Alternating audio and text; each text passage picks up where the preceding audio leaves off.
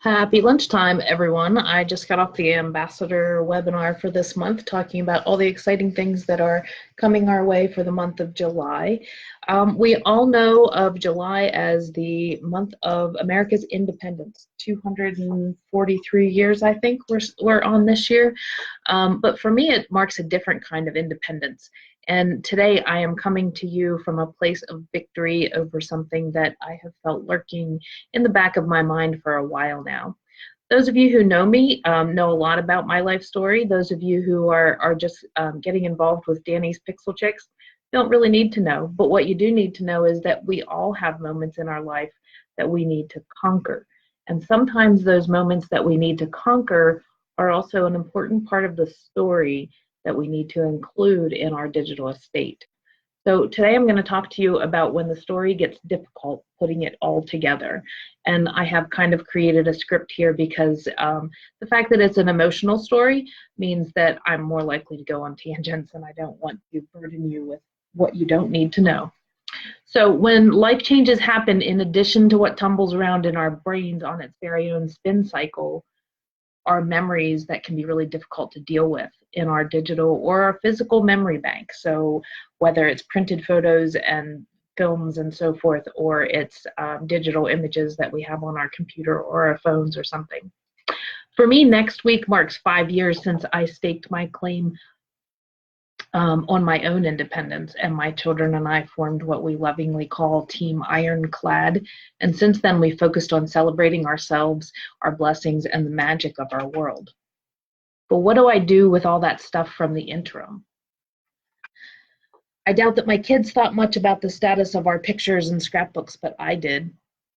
I felt that mom guilt of having stopped most of my traditional scrapbooking with a screeching halt. I froze my children in the time about 9 years ago when too many of the photos had shadowy stories lurking behind them. You might know about those where you look at the photo and everybody's smiling, but you know there was an undercurrent there that was hurtful or uncomfortable or downright dangerous. So some stories they still recall, but most of them faded because they were so young, and those things are in that interim period that I want to talk about today. So I felt like I owed it to them to fill in that gap, right? I wrestled continuously with this dilemma. Do I dredge it all up and figure out a way to mask it? Or do I continue and put my fingers in my ears and close my eyes and say, blah, blah, blah, blah, I can't hear you? The first idea of masking it and dredging it up sounded torturous and even kind of dishonest. After all, I can't eliminate what is their story just because it's hurtful for me to reveal it. The other option of ignoring it, putting my head in the sand, we all know from our own experiences that that's a direct route to failure. So these things have a way of manifesting themselves in our world until we face them. So that's why I'm saying I'm coming to you today from a place of victory, because I have addressed these things and I'm going to show you how I did it.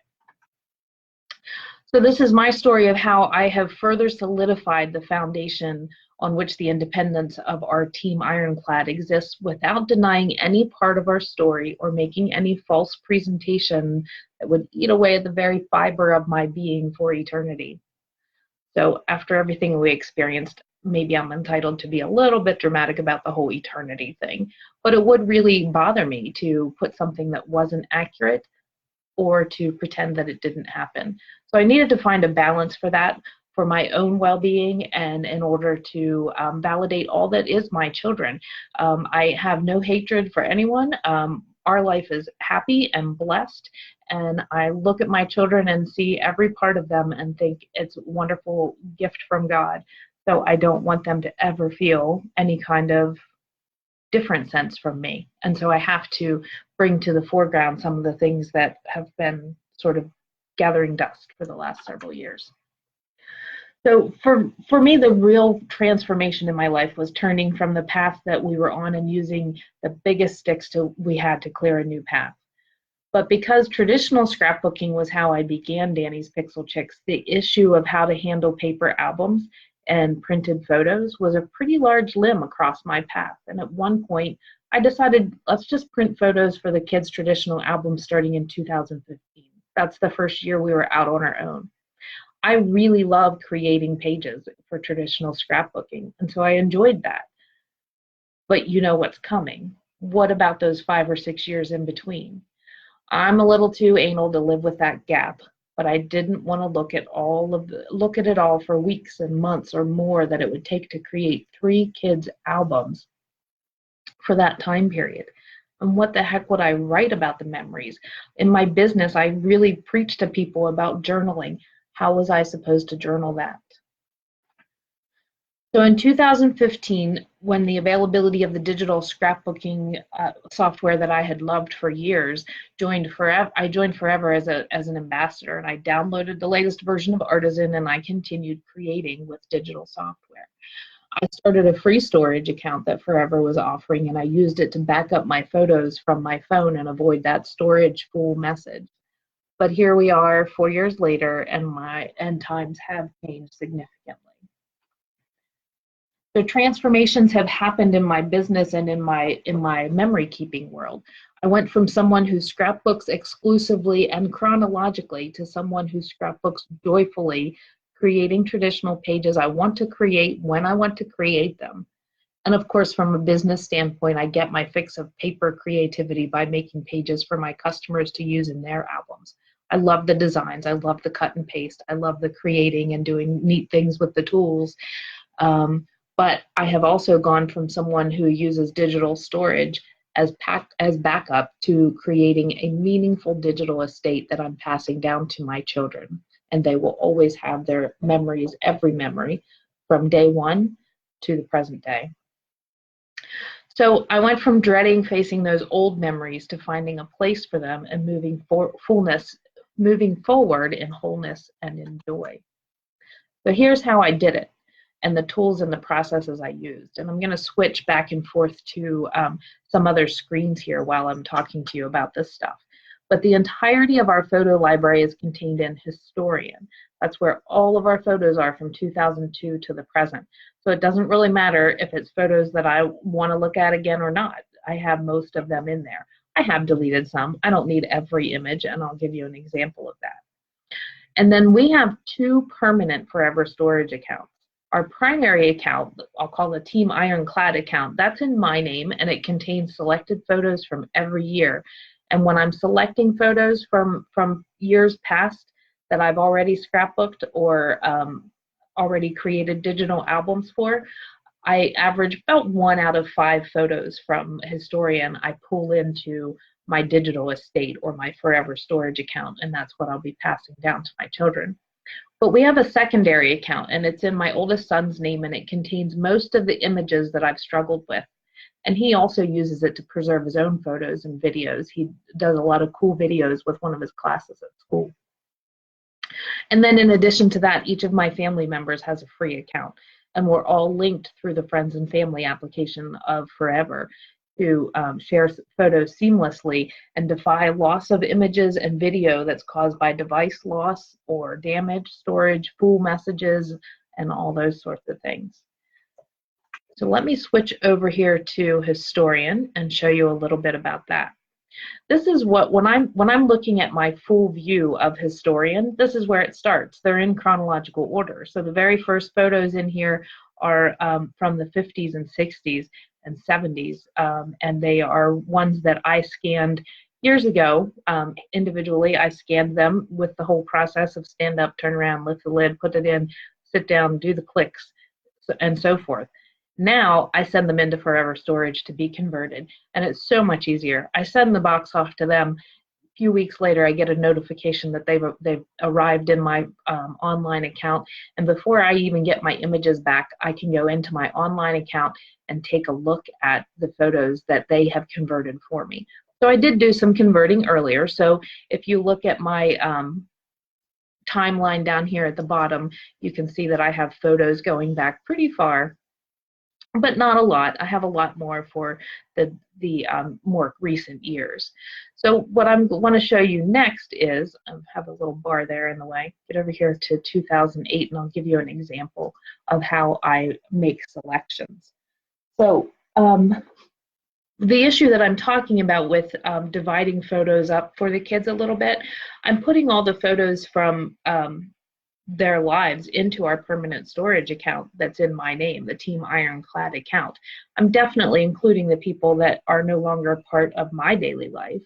But when there is something that's very particular to that part of their family, I'm creating a separate album in Chapin's account where they can go in and do the journaling and so forth. So there's no editorial commentary from me, whether I intended or not.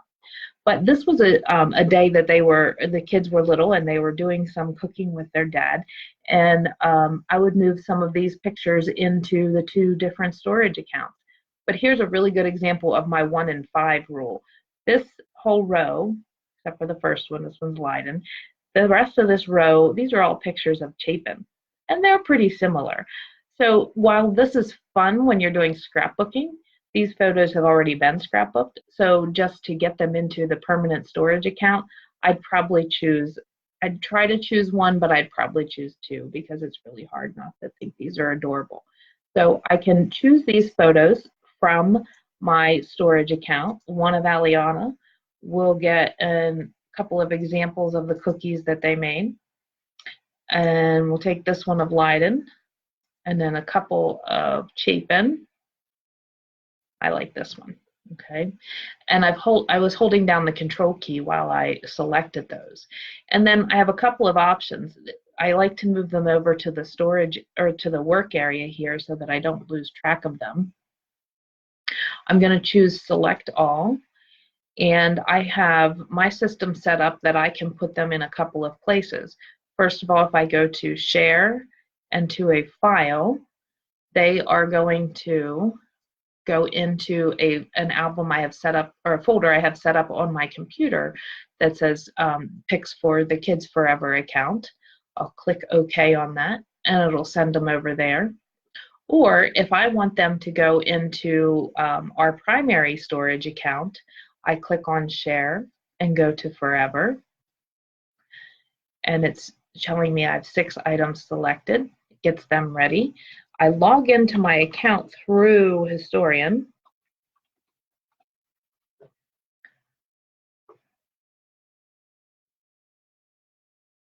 And I can either choose to send them into just the Forever library, or I can choose to send them into a current album. And I always put mine in by the year, so I'm going to load these into my 2008 album. Load that in there. And you can see they all go in there pretty quickly, hopefully quickly because we're talking. And those 6 photos are backed up now permanently and will never be lost. So even if something happens to this computer or all of these files, they're still in there. The other thing that you see up here at the top of Historian is a vault. I have a shadow copy set up on an external hard drive. So all of these photos are in my on my computer on the regular hard drive, as well as a shadow copy on the external hard drive. And we won't watch this whole process, but let me show you when I exit from here. These pictures that I set aside here, I can clear out of that work area, but even if I don't, they're not going anywhere. I've done nothing to change them. I've simply shared them to other locations. So when I exit out of here, it updates that shadow copy automatically, which is an awesome feature. So this is about as secure as you can get for something that's stored on your computer. So the other portion of my storage, or my digital estate or family photo network, is our permanent storage account. So you can see that starting in 2003, I have an album per year, and I have selected photos from this would have been when Chapin was born. And there are pictures with everybody who came to see him. So I have not eliminated any part of their story. And then I also have a separate account set up in Chapin's name where I have a lot more pictures of that part of their story. So what I had to remind myself of was that my story includes their stories, and that can't be edited out. So while I didn't really want all of those pictures in my big account that I work with almost every day, or at least several times a week, I'm adding photos to it and tagging some things. I didn't want to delete those things because I didn't ever want to make them feel that some part of them wasn't valid or important. So our primary account is about family history on my side of the family, my parents, my grandparents, and farther on, and now includes Chip and his side of the family. And then their father's side of the family is in a separate account. It's still there.